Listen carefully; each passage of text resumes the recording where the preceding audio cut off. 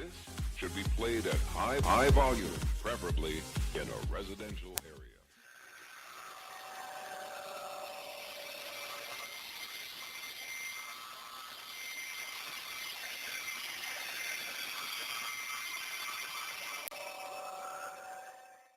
There's another parade that's going to be happening Saturday for going 0-16. Yeah. The Browns are going to be well, not the Browns No, team. the Browns aren't. The fans themselves are throwing themselves a parade for the Cleveland Browns going 0-16, and it's going to be a parade around their home stadium. Yeah. Get it in a big donut, as in zero. As in zero. Your thoughts on the impetus behind this parade? Oh, I'm not a fan of this at all. I'm not a fan for celebrating this. You know, and I was conversing with a couple of people on Twitter who were going to be part of this, saying, "Hey, as a fan, it's our release. You know, it's cathartic for us." And as I said, fine. I said, you are all asking me my opinion, and a lot of times my first opinion will come as a former player, is I want no part of this. And now the players aren't going to be part of this, but even as a player watching this, I wouldn't be very happy about it. But then again, the fans can sit there and say, hey, we pay our money. We can boo if we want. We can have an 0-16 parade if we want. If you guys would win a game, we wouldn't be having an 0-16 parade. And you know what, from the fan side, you're right. Go ahead. I'm not saying there's no way I would have this parade. You're asking me my opinion, and more from a former player side. I'm not a big fan of it. Man, if it makes you all feel good, and supposedly 6,000 people RSVP'd on Facebook. That's the amazing. And are going to go to this thing. There's going to be like 25 floats at this thing as well. Hey, listen, if it all gets everybody together, and supposedly there's going to be some money raised and donated to some charities as well, and if that happens, that's obviously a great thing as well. So go ahead, do your thing. I'm just saying I'm not a big fan of it. After party in the flats, they're back. I don't know if you heard, the flats are back. Your sister knows about that. Go check that out after. Yeah. Could you imagine if they were able to coax like one player to just come and make a speech at the end? Is there any easier way to get cut this offseason than to be the player liaison for the 0-16 parade? Thank you all for coming. We appreciate it, supporting our efforts. That's not good. Thanks. I'll see you guys in Jacksonville next season. Yeah. To that point, they have at least 25 floats, but the organizers want to shoot for 27 floats because that is, to them, what better way to honor the 27 quarterbacks who have started for the Cleveland Browns over the last 18 years. And here's something that I find fascinating about this. I mean, again, I'm with you. I'm not the biggest NFL booster boy, that's for sure.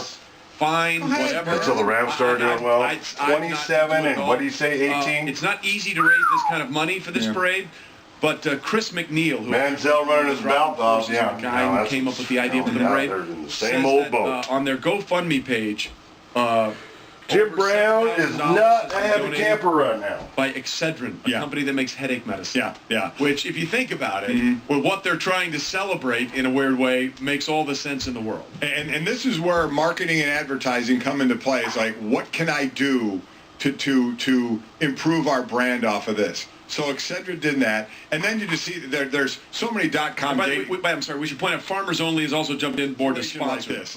And there's 1,000 dating apps out there, right? FarmersOnly.com. How about that? The dating website Farmers Only has jumped on board, and they're sponsoring it. On their FarmersOnly.com page, it says you don't have to be 0-16 to join FarmersOnly.com.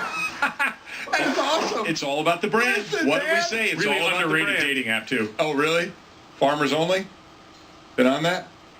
You know. Okay. Well, play to your strengths. I don't know. That's why we're asking you. That's why I wore the vest. But I mean, listen. My new profile picture. I guess at the end of the day, here we go. It's not harming anybody, right? Yeah. I'm not a huge fan of it, but if these people go out there and have a ball, have a ball. If others can jump on it with their ideas and gain something out of it, so be it, man. Look, I've said this a million times. I said it in 2008 for the Detroit Lions, and I said it again last year when I thought the Browns were going to do it. And I said it again this year. I would not wish 0-16 on my worst enemy. So, I mean, that is excruciating. So if this is what they feel like they need to blow off some steam, I get it. I totally get it. I personally, as a fan of that team, would not want to be a part of something like this, but that's not my pain to bear. That's not my burden. So if they feel like they need this, go ahead. And you know, talk about the irony of it, or coincidence, however you want to play it, a big loop around the stadium that forms a zero. Temperature on Saturday for the parade, expect it to be around 0 degrees. Oh, boy. See, that would Just- automatically yeah. exclude. If I was a fan that was flirting with it and I saw that, like, you know what? I can still be 0-16 and inside and warm and drunk there. I don't need to be drunk outside and cold with you guys. There's just more and more to this. You see the lines about the farmersonly.com. Again, it's a dating site. Finding your true love at this parade probably makes some sense, because then you guys can suffer together as Browns fans for the rest of time, and it will be a great story to tell your 2 kids at some point. Little Hugh and little Jackson will probably love hearing about the time their parents met at an 0-16 parade. That was awesome. What's the conception story behind a Browns fan? Like, we hear so many Super Bowl babies and stuff like that. Like, what's the occasion where you decided to mark the birth of your child as a Browns fan during this era? 9 months from Saturday, we want to go to Cleveland and see what's going on. Kid, let me bounce you on my knee and tell you when you were conceived and why. Your father met your mother next to the Farmers Only float and had a steely look in his eyes that day. That The sea was angry that day, my friends. By the way, somebody's got to be conflicted about all this. Is the Browns long snapper, Charlie Hewlett. He's also a UCF alum. So, where do his loyalties lie in his parades? Go to Disney. Go to Disney, baby. Get out of 0. Yeah. Go to Disney and celebrate the good. What was the last book you really got into? One I read last year when I was in Hawaii, Devil in the White City. They're making it. It's the next. By the way, this is going to be the next Leo DiCaprio, Martin Scorsese movie. So really?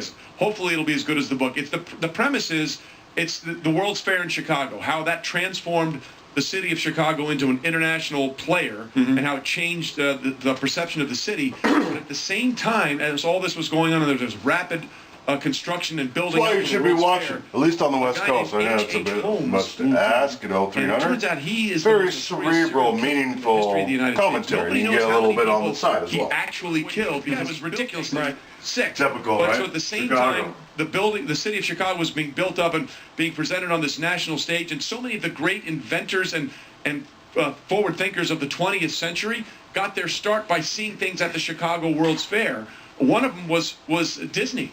Walt Disney himself was inspired by things he saw. His father brought him to the Chicago World's Fair, and those things transferred on.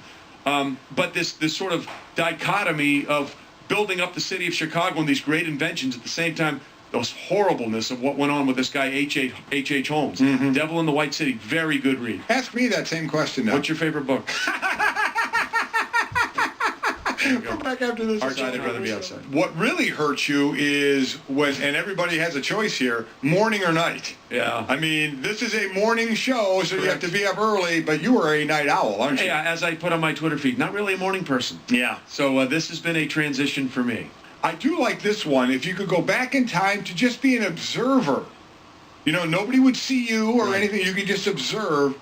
What would you go back to watch? Well, as we said, I'm a huge history fan. I like history. I find history more interesting than fiction, or if I'm reading a book, I'm going to read a book about something that actually happened, because I find history very much stranger than fiction most of the time. I mentioned going back to the 36 Olympics and watching Jesse Owens win the 100-meter and crush an entire belief system. That would have been fun. Going back and seeing, I've seen the show Hamilton 4 times now on Broadway in Chicago. 4 more times than me. You should go. It's amazing. I don't fit in the seats well. Actually, the slim down you would be just fine. Yeah. The old you, no shot. The new you, you're good. The new you, you're good. To go back there and see them actually form the nation, that would be fascinating to me. Someone mentioned the Titanic. Yeah, someone said they wanted to go and observe the Titanic sinking. I have a question. Yeah. Where are you going to observe it without Well, actually here's the sinking? thing. I don't know what the premise of the question is. Are you going back in time and you hover like a ghost and just observe, to which you wouldn't sink with the Titanic? So or are you physically on the ship? An ethereal creature is what you're saying. Whatever that is. Okay, a ghost.